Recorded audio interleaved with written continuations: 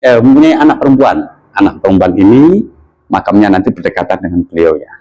Nah, anak perempuan beliau ini nanti dinikah oleh seorang pangeran yang mempunyai gelar Pangeran Indro.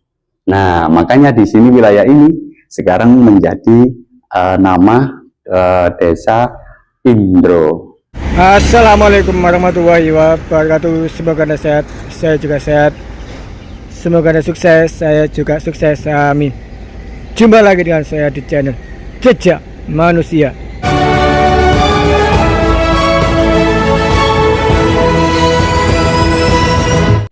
Jiwa petualang, suka tantangan.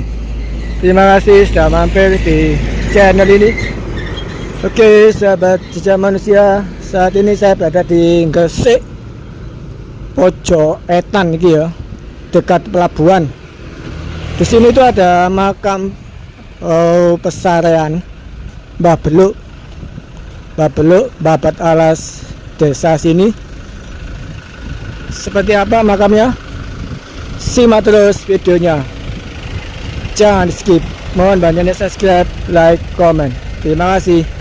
Di sebelah kanan ini itu ya ada jalan kereta api ya. Tadi itu lewat linu, saya kaget. Enak-enak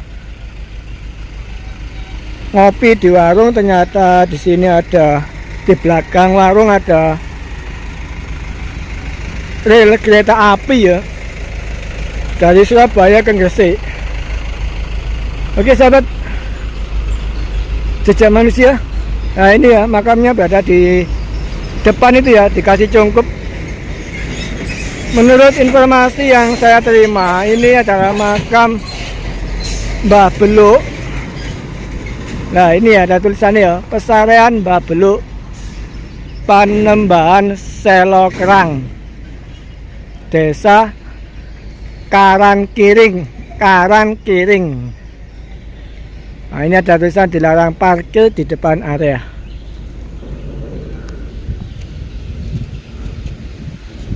Dikunci tak? Enggak.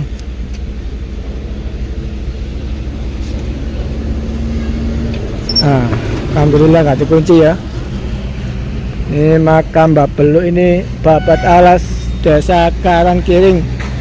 Dia ada pendopo kalau di hari-hari tertentu itu rame. Banyak orang yang kirim doa ke sini. Karena ini masih keturunan dari Sunan Giri ya. Nah ini ada makam yang di dalam itu makamnya beliau Mbah Beluk, tapi di hari-hari tertentu dibuka ya. Untuk saat ini itu ditutup. Dekat dengan pelabuhan ini. Kalau ke sana lurus itu ke pelabuhan. Nah terus ini ada makam juga di luar. Makam Mbah Beluk. Kalau ini mungkin ya itu ya ewangi, koyo koncone tau apa iku, apa jenenge, muridé lah ya. Ini dikasih cungkup ya. Karena di Gresik banyak sekali makam-makam waliwo keturunan Kanjeng Sunan Giri, keturunan Sunan Gresik Maulana Malik Ibrahim. Oke sahabat, nanti itu saya diajak ke itu loh ya, makam Songo. Itu sementara saya ngonten di sini. Nanti kita lanjut ke sana. Nah ini ya, ada kipas angin, ada lampu. Setiap Kamis itu rame. Setiap Kamis itu ada orang yang kirim doa ke sini. Dan juga di hari-hari tertentu ya, masuk ke makam Mbah Beluk. Assalamualaikum, permisi Mbah, sewu. Nah ini ada petean ya. Nah ini ya makam Mbah Beluk, keturunan dari Kanjeng Sunan Giri, beliau babat alas desa Karangkiring. Oke sahabat, saya akan berdoa sebentar ya. Nanti video saya sambung. Oke sahabat jejak manusia, saya sudah kirim doa. Video saya lanjut. Ya, inilah makam Babeluk Babat Alas atau leluhur desa Karangkiring. Karan ya, bukan Karang, Karangkiring. Di atas itu ada salon.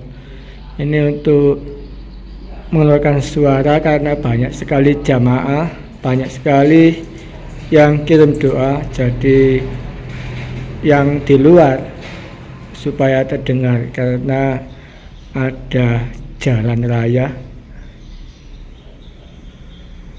Dan di sebelah sini itu ada tersedia Al-Quran ya,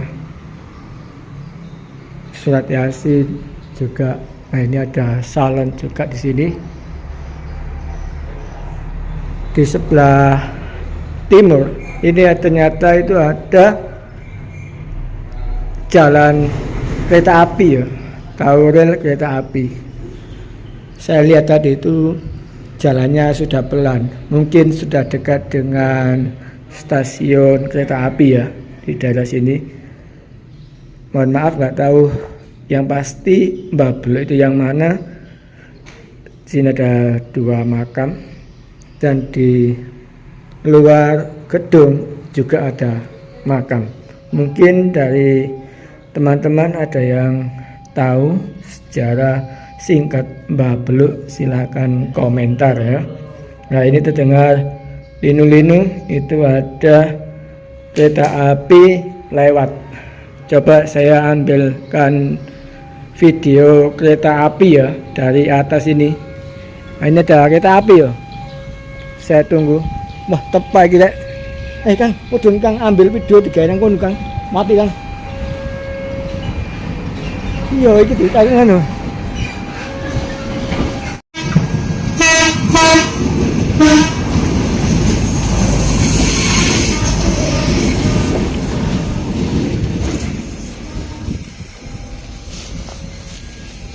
Tikungannya tajam, bahaya.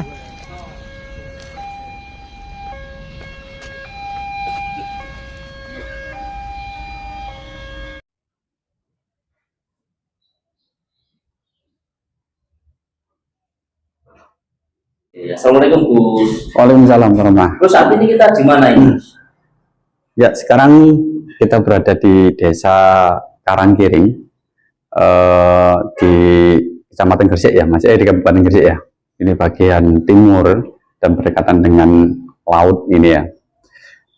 Apa namanya itu? Di sini nanti kita akan sedikit eksplor ya, sedikit kita akan bercerita tentang siapa sih tokoh utama atau sosok utama yang menjadi penguasa di wilayah Karangkiring ini pada zaman dulu. Baik, pemirsa, kita langsung saja ya. Jadi sekarang saya sudah berada di dalam satu lokasi, di dalam cungkup ini ya. Dan di dalam cungkup ini kita mendapati ada 2 makam. Nah, 2 makam ini adalah makam sepasang ya, suami istri. Nah, seperti yang saya katakan tadi bahwa tokoh utama yang ada di desa Karangkiring ini dulu beliau mempunyai gelar Panembahan Selokerang, di mana Panembahan Selokerang ini adalah putra dari Kanjeng Sunan Kawis Goa. Kanjeng Sunan Kawis Goa adalah putra dari Kanjeng Sunan Prapen. Kanjeng Sunan Prapen adalah putra dari Kanjeng Sunan Giri kedua atau Kanjeng Sunan Dalem. Kanjeng Sunan Dalem adalah putra dari Mas Sunan Giri.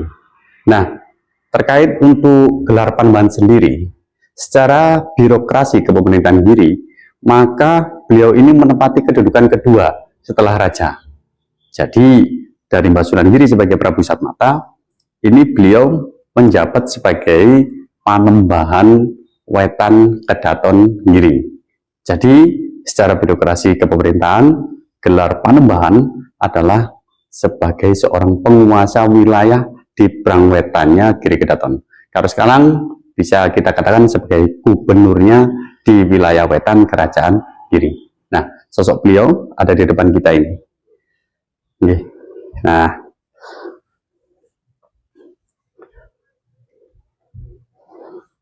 ya baik pemirsa, di sini ada dua makam ya. Jadi makam yang sebelah timur dan ini makam yang sebelah barat. Nah, bisa diketahui bahwa yang berada di sebelah timur itu adalah istri dari beliau, dan ini adalah makam dari sang Panembahan Selo Kerang. Jadi pada masa kepemimpinan beliau, jadi beliau ini punya tanggung jawab untuk memperluas wilayah Giri Kedaton sampai ke Berang Timur sejauh beliau ini mampu. Dan beliau juga mempunyai tanggung jawab untuk meluaskan agama Islam sampai ke wilayah timur semasa beliau hidup, semampu beliau. Jadi seperti itu. Nah, untuk hubungan kekeluargaan dari beliau ini, nanti beliau mempunyai keturunan ya, beberapa keturunan. Salah satunya adalah beliau ini punya seorang putra yang ada di Banjarmasin. Nah, dari Banjarmasin nanti mempunyai putra bernama Maulana Yusuf atau Raden Muhammad Yusuf.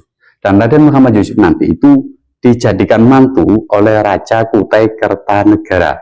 Kemudian beliau nanti itu dikasih satu wilayah untuk mendirikan kerajaan di bawah dari Kerajaan Kutai Kertanegara. Nah, kerajaan ini kemudian dikenal dengan nama Kerajaan Pasar. Kemudian dari sang Raja Pasar ini punya putra yang bernama Raden Syaiful Arif. Nah, Raden Syaiful Arif ini nanti yang akan menggantikan kedudukan beliau sang Panembahan untuk menjadi penguasa wilayah Berang Wetan. Kemudian beliau mempunyai anak perempuan. Anak perempuan ini makamnya nanti berdekatan dengan beliau ya. Nah, anak perempuan beliau ini nanti dinikah oleh seorang pangeran yang mempunyai gelar Pangeran Indro. Nah, makanya di sini wilayah ini sekarang menjadi nama desa Indro Delik. Kenapa kok ada deliknya? Karena di situ dulu tempat untuk bersembunyi para pengungsi. Nah, makamnya nanti ada di dekat makam beliau, di bawah dari lokasi makam ini. Jadi begitu, nanti rekan-rekan.